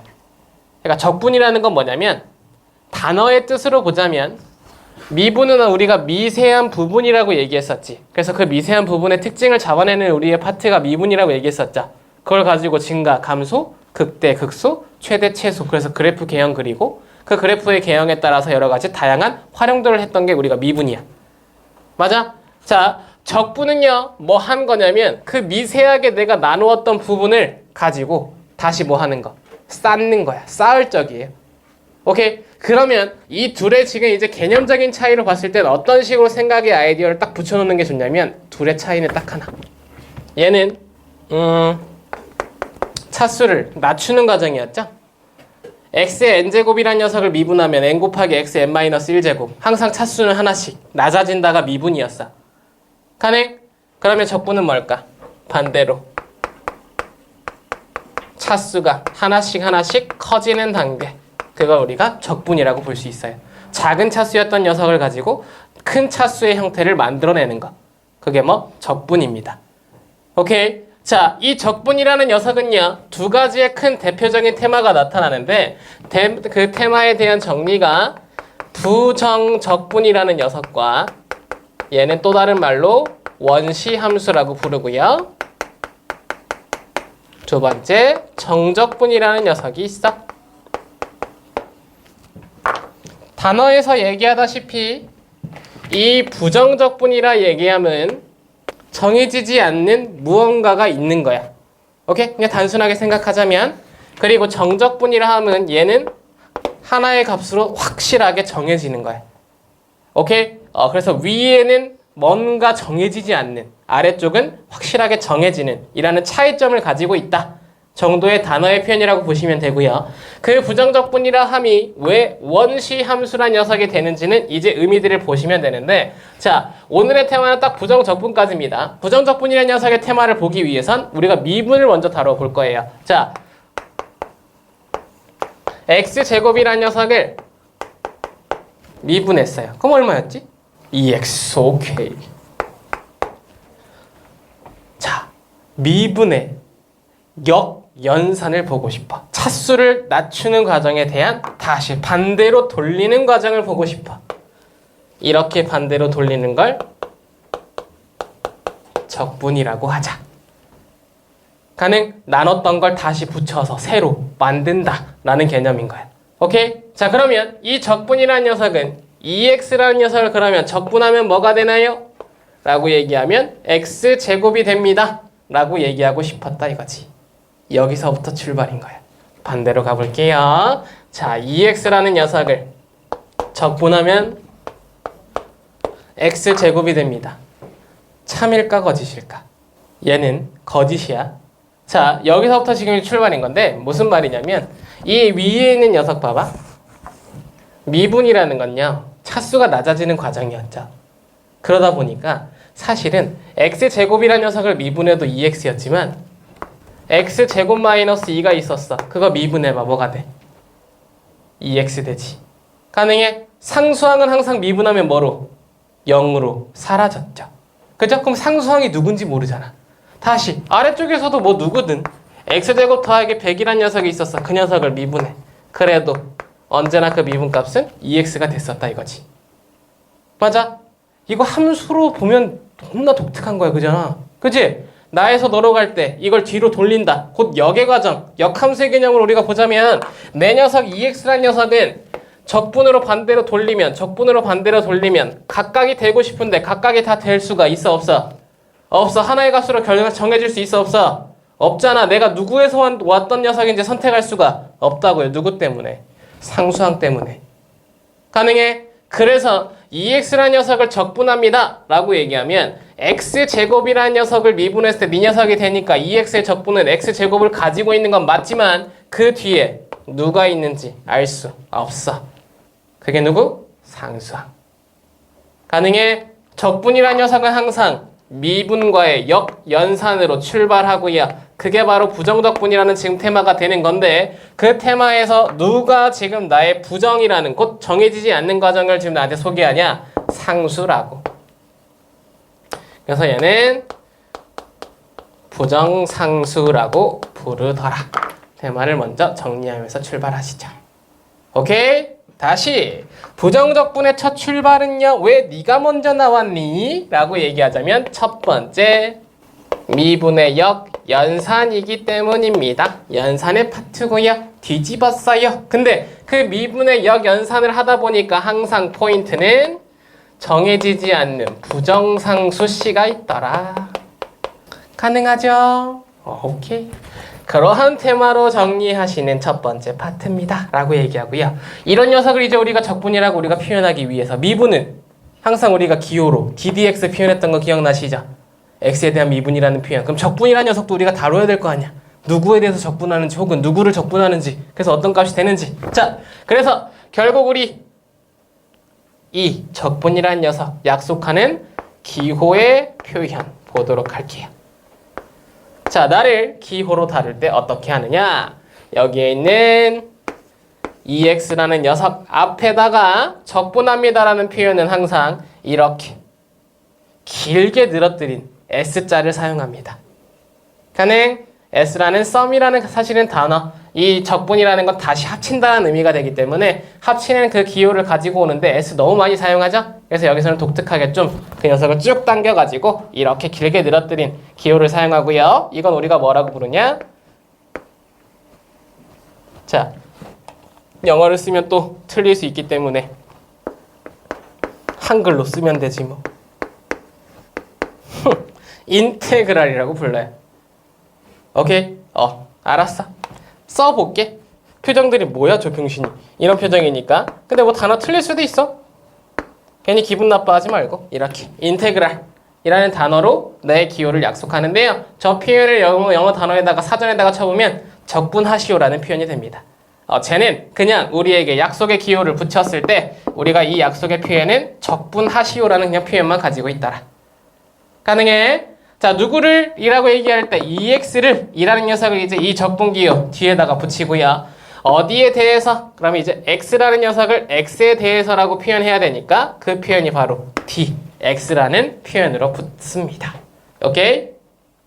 예스. 자, 그렇게 되고 그 상황 자체가 어떻게 나타납니까? 라고 얘기하면 X제곱 더하기 C로 나타난다라는 표현을 오른쪽에다가 붙여주시면 되죠? 이게 나의 기호의 약속이에요. 의미 괜찮아? 오케이. 자, 그럼 이제 하나하나 이제 의미를 볼 때 얘는 인테그랄이었어, 그죠? 적분하시오. 안에 들어있는 EX 우리가 뭐라고 부르냐면 얘는요 적분 당하는 함수 피적분 함수라고 부릅니다. 의미 괜찮죠? 적분 당하는 함수. 그리고 너는 주인공 문자를 설정해 주자. X에 대하여 EX를 적분하시오 라는 표현으로.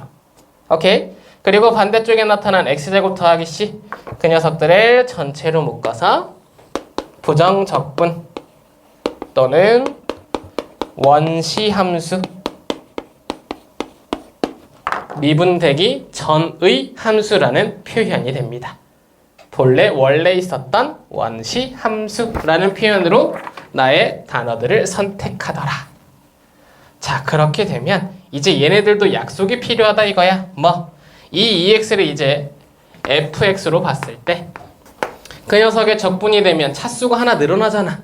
늘어난다라는 표현을 내가 붙이고 싶은데 그걸 어떻게 할까라고 생각했을 때 그 표현은 이제 대문자라는 녀석이 사용됩니다.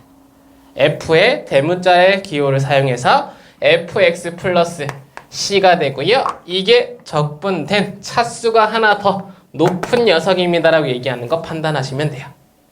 의미 괜찮지? 그러면 얘네들과의 관계에서 봤을 때 언제나 내 녀석을 미분하면 너고 반대로 너를 적분하면 나라고 얘기하니까 적분의 표현에서 반대로 돌아가면 미분이라는 지금 역연산의 상황에 따라 나의 이 전체를 미분하면 네가 됩니다라고 얘기하는 판단의 지금 표현이 나타나니 이 약속은 그대로 언제나 대문자 f의 미분한 값 f'x는 스몰 fx입니다라고 얘기하는 관계임을 체크하시면 된다고요. 원시함수를 미분하면 본래 미분된 함수 fx가 나타난다. 의미 괜찮지? 오케이. 이 정도의 의미의 약속이 들어간다는 거 체크하시면 되고요. 그러면 이 과정이 여러분들에게 좀 친숙한 걸로 가보면 이런 거 있겠죠? f'x dx 어떻게 돼? fx 플러스 c가 된다라고 얘기하는 거 판단하시라고. 그지? 나의 녀석을 본래로 돌리면 fx. 근데 거기에 상수가 누구인지는 몰라. 가능하지? 오케이. 자, 이러한 지금 과정을 체크하시면 그 상황에 따라서 이제 미분과 적분의 첫 관계인 부정적분이라는 녀석의 의미의 테마가 나타나기 시작하고요. 자, 그러면 그런 상황에 따라서 이제 부정적분과 미분과의 관계, 방금 봤던 그 관계를 서로 복합적인 상황으로 같이 출발할 때 의미를 좀 봅니다. 뭐냐면 이런 거야. 자, 첫 번째 이런 거. 오케이? 두 번째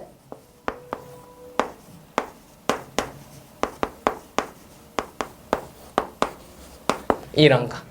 오케이? 자, 무슨 표현이냐면 얘네들을 그러니까 fx라는 녀석을 가지고 장난치는 거야. 첫 번째는 적분을 먼저 해. 그럼 뭐가 돼? fx 플러스 c가 되지. 그리고 그 fx 플러스 c라는 녀석을 다시 뭐 해? 미분해. 그럼 뭐가 될까? 라고 얘기하는 첫 번째 포인트야. 두 번째는 fx라는 녀석을 이번엔 첫 시작으로 뭘 해?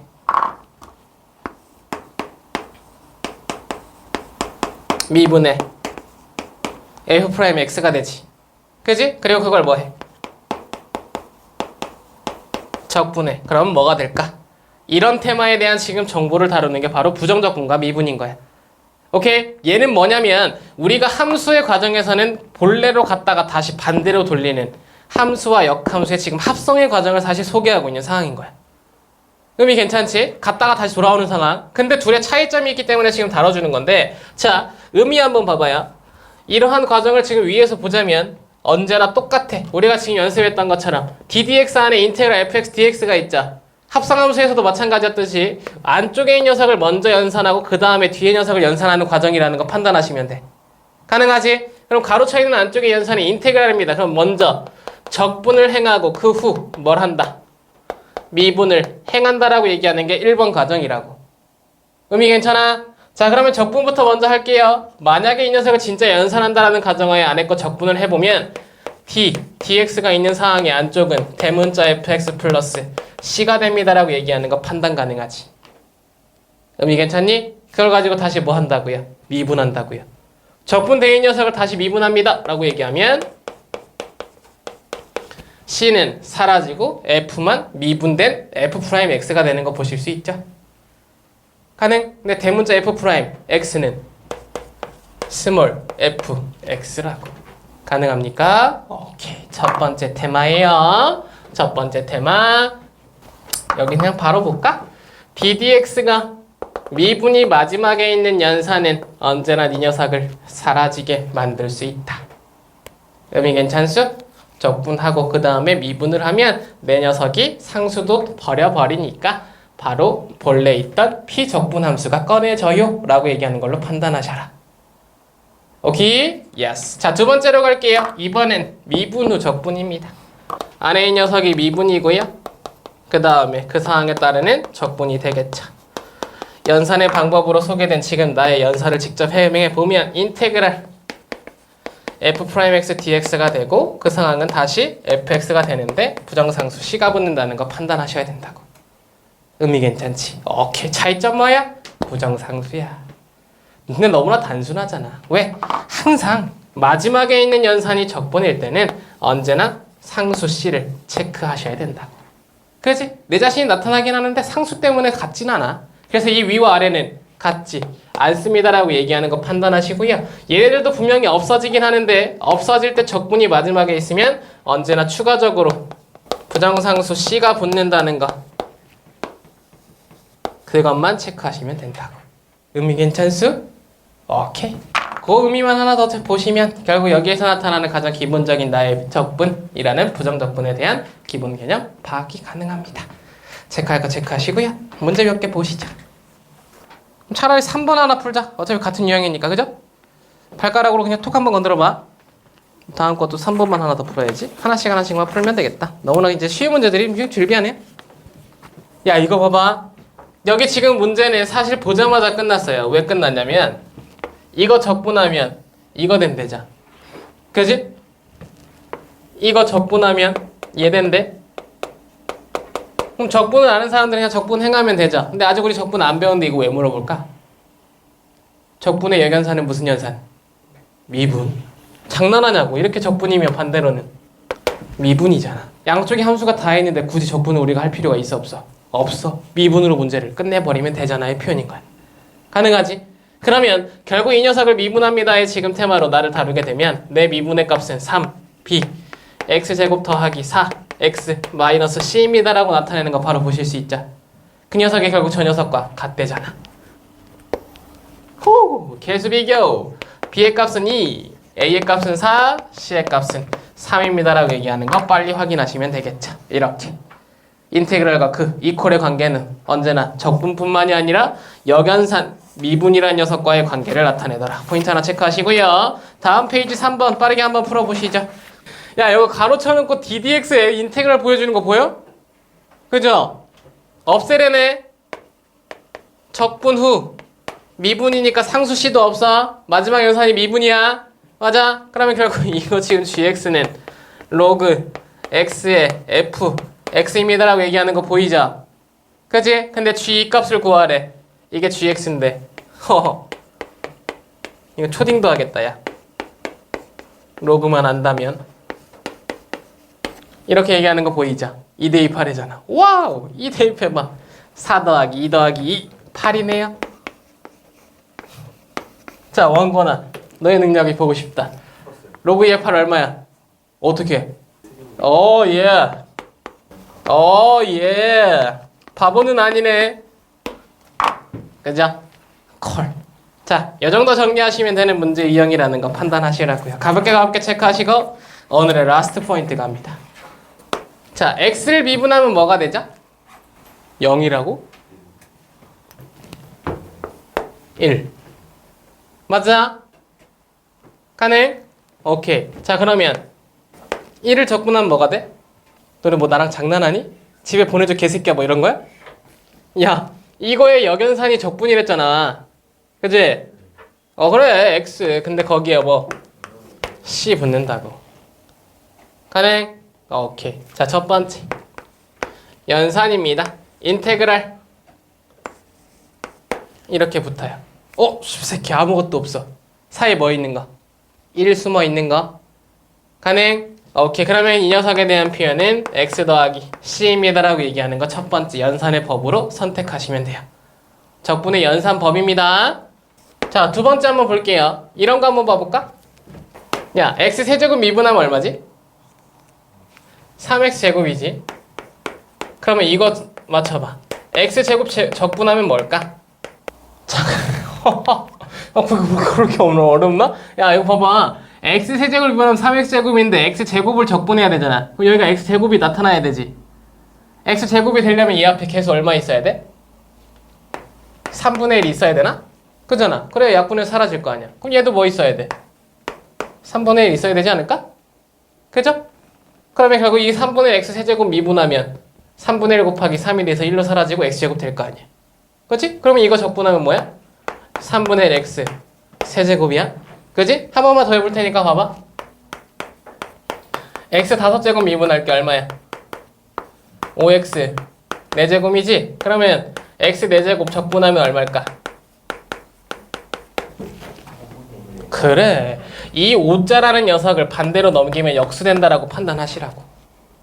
의미 괜찮아? 오케이. 뒤집어지는 거야. 미분의 역연산이면 나의 숫자도 뒤집어져. 그럼 숫자가 뒤집어졌으니까 이게 5분의 1 x 5제곱이라고 얘기하는 거라고. 연산에서 누가 x 4제곱이 되는지를 찾아라의 테마라고요. 가능하죠? 오케이. 그러면 결국 얘네들 얘기한다. 야, 나 그러면 x의 n제곱이란 녀석을 적분하면 이렇게 된대.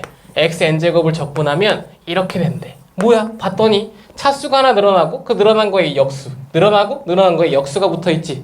그죠? 그래서 여기서 두 번째 정리한 거야. 인테그랄 x의 n제곱 dx. 다항함수의 적분은 나 하나 늘어나고 그리고 그 늘어난 거에 역수가 앞에 곱해져 있고. 가능? 이걸 미분해야 네 새끼 되잖아 라는 표현인 거야. 가능하지? 오케이. 거기에 플러스 c. 연산법 끝. 가능합니까? 오케이. 예를 들어서 지금 여기 표현되어 있는 녀석들 봐봐요. 그죠? x제곱을 n에다가 2 집어넣으면 3분의 1 곱하기 x의 세제곱 더하기 c. 자, 무튼요 그러한 녀석입니다라고 얘기하는 정보와 함께 세 번째 이런 것도 보시자고요. 야, 여기 지금 봐봐. 그럼 얘네 줄 한번 더 해볼게. 3분의 1 x 세제곱 더하기 5분의 1 x 5제곱. 이거 미분하면 얼마였지? x제곱 더하기 x 4제곱이었죠? 가능해요? 그러면 결국 반대로 돌려봐. x제곱 더하기 x 4제곱 적분하면 뭐야? 3분의 1 x 세제곱 더하기 5분의 1 x 5제곱인 거 보이죠? 그죠? 합에 대한 미분이 각각 따로따로의 미분의 합이라는 걸 표현했기 때문에 fx 더하기 gx의 미분은 f'x 더하기 g'x였기 때문에 반대로 돌리는 과정 또한 동일하게 간다고요. 가능? 오케이. 표현할 필요도 없어. 어떻게? fx 더하기 gx 이런 식으로 나타나는 거 보시라고요.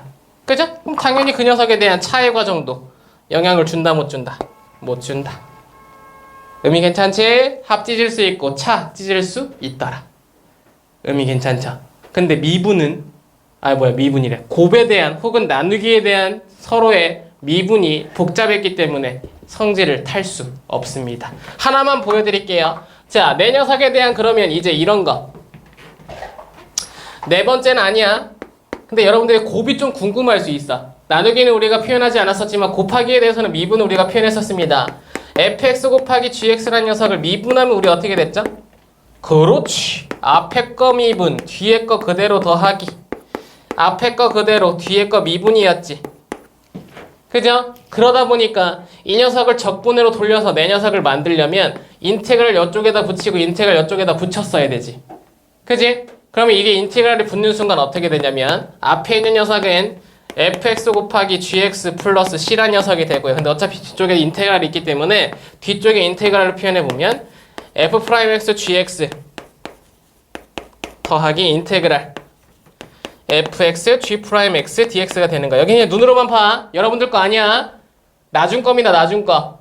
미적분 파트에서 나타나는 부분 적분이라는 테마가 나타나는 서로의 곱 적분이에요. 곱이란 적분은 우리가 지금 성질을 못 던지는 이유를 설명해 드리는 건데, 이렇게 되면 결국 곱하기에 대한 표현은 하나의 특정적인 오른쪽에 나타나 이러한 녀석을 선택해야 되고 반대쪽으로 넘겨야 돼. 그러면 결국 우리는 어떻게 해결해야 되느냐? 나의 곱하기에 대한 표현을 한 녀석의 함수는 f'x로 한 녀석의 함수는 gx로 표현한 뒤 그 사항에 따라서 걔네들의 적분 혹은 미분의 상태를 활용해서 이러한 녀석을 계산해야 되는 거야.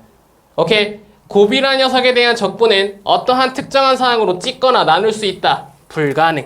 오케이? 어떻게? 이렇게 우리가 곱미분이라는 녀석을 역연산으로 돌려야 되니까 그 역연산으로 돌렸을 때 다시금 네 상황 자체를 인테그랄로 표현해서 연산이 가능하게 만들어주는 사항들이 펼쳐진다.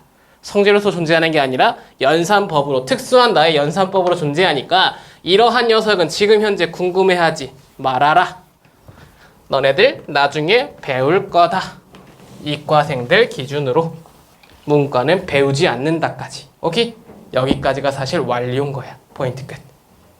돈나 쉽죠 그러면. 그지? 다항함수 적분은 그냥 개껌이잖아. 이렇게만 할 수 있으면 되는데. 오케이? 예스. 자, 한 문제만 보고 마무리 짓죠. 뒷페이지로 넘겨볼까요? 어머나, 뭘 해야 되나? 다 쉽네, 그죠? 그래? 1번 문제 4개 다 해보자. 오씨, 대박. 여기에서 4번 문제 맞추시는 분 집에 보내드릴게요. 자, 1번 같이 한번 가볼까요? 이거 너무 쉬워서 기분 나빠, 그죠? 누구를 미분하면 네가 됩니까지. 그지? 그럼 이거 전에 있던 함수는 x제곱이라는 녀석이 지금 나타나 있단 말이야. 얘가 3분의 1 x세제곱을 미분해야 x제곱이 되는 거 파악하시라고. 차수 하나 늘어나고 그거에 역수 하나 붙어 있어야 나를 미분해야 너가 된다라고 얘기한다고. 가능해? 근데 그 앞에 2가 곱해져 있는 것뿐. 그러면 원시함수는 이런 녀석입니다라는 게 2x제곱에 대한 표현이야. 3x가 나타나? 그럼 x만 쳐다보라고요. x라는 녀석은 과연 뭐를 미분해야 x가 될까? 라는 표현이 원시함수를 찾는 방법이고, 그 녀석은 2분의 1 x제곱 이런 녀석을 미분해야 x가 된다라는 차수 하나 늘어나고 그거에 역수가 앞에 붙어있고. 그치? 오케이. 그러면 그 앞에 3이 곱해져 있으니까 3이 곱해져 있는 형태까지 마이너스 붙어있는 것까지 연결해서 이게 나의 원시함수다라고 얘기하는 거 판단하시고요. 상수는요, 아까도 얘기했지? 뭐를 미분해야 상수가 된다고? 그렇지, 1차 함수잖아. 그치? 1이면 x였으니까 2면 2x인 것 뿐이야. 가능. 그래서 결국 이 녀석은 EX라는 녀석을 미분했습니다의 표현으로 원시함수 EX라는 거 찾으시면 각각의 플러스 마이너스는 그냥 그대로 연결되어 있는 나의 식이다. 그리고 항상 까먹지 말아야 될 거 플러스 C. 부정상수 C는 언제나 붙어있다는 거 판단하셔라. 의미 괜찮죠? 오케이. 규환이 이제 고개도 안 흔드네. 자, 2번으로 넘어가 볼게요. 한 번만 더 고개도 안 흔들면 한 문제 더 풀 거야. 오케이, 좋아요. 자, 갈게요. 2번 문제는 자, 곱에 대한 적분인 것 같죠? 근데 곱적분이 있다고 없다고? 없다고. 그럼 너네들이 이제 이런 거 만나면 무조건 뭐 해야 돼? 펼쳐야 돼. 얘는 이렇게 연산하라에 지금 소개가 됩니다. 그럼 이제 곱해요. 3x와 x제곱이 만나서 3x 세제곱 되고요. 6x제곱에 마이너스 x제곱이니까 5x제곱 되고요. 3x와 마이너스 2x니까 플러스 x 되고요. 마이너스 1이 됩니다. 이렇게 하나하나의 차수마다의 개수를 비교해가지고 연산하시면 되잖아. 그치? 그럼 이 녀석에 대한 결국 인테그랄이라고 얘기하는 소개였음을 다시 한번 체크하시고 그 상황에 따라서 연산은 x세제곱이란 녀석은 4분의 1 x 4제곱이라는 원시함수를 미분했을 때 나타나는 값이라는 거 판단하시고 그 앞에 3이라는 게 곱해져 있으면 3만 꺼내시면 된다고요. x제곱이라는 녀석은 3분의 1 x 세제곱이고요. 그 앞에 5가 붙어 있다는 거. x란 녀석은 2분의 1 x제곱, 앞에는 1이니까 의미 없고요. 1이란 녀석은 언제나 우리가 x란 녀석을 미분했을 때 나타나는 녀석이라는 거 원시함수들을 각각 꺼내시면 됩니다. 그 상황에 따라서 각각 정리만 하면 되니까 4분의 3 x 4제곱, 3분의 5 x 세제곱, 2분의 1 x제곱, 마이너스 x 플러스 c입니다 라고 얘기하는 거 판단하셔라. 의미 괜찮죠? 오케이. 자, 두 가지. 3번 가볼까요? 자, 여기 포인트 하나만 체크해. 뒤에 누가 붙었어? dt 붙었지? 누구에 대한 적분? t에 대한 적분. 그러면 t가 아닌 미지수는 뭐 취급? 상수 취급. 걸. 그러면 x제곱은 상수니까 옆에 1이 붙어있고 1이 곱해져 있는 1은 미지수 t가 되니까 저 앞에가 x제곱 t였던 지금 원시함수 되는 거 바로 확인 가능. 의미 괜찮나? 오케이. 여기 xt에서 x는 상수, t가 미지수니까 t란 녀석이 누구? 2분의 1 t 제곱이란 녀석을 미분해서 나타나는 나의 미분 형태입니다 라고 얘기하니까 원시함수 2분의 1 t제곱 그 녀석이 앞에 x가 곱해져 있다라는 상황으로 나타나니까 2분의 x t제곱 플러스 c입니다 라고 얘기하는 거 판단하시면 되죠. 의미 괜찮지? 오케이. 상수 취급하라 3번 테마 하나 정리하시고요. 마지막 네 번째입니다.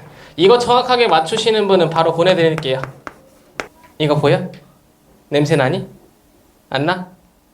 잘 봐. 야, 이거 봐봐. 우리 예전에 이런 거 기억나요? 합성함수 미분. 기억 안 나? 기억 안 나면 여기서 다시 던지자.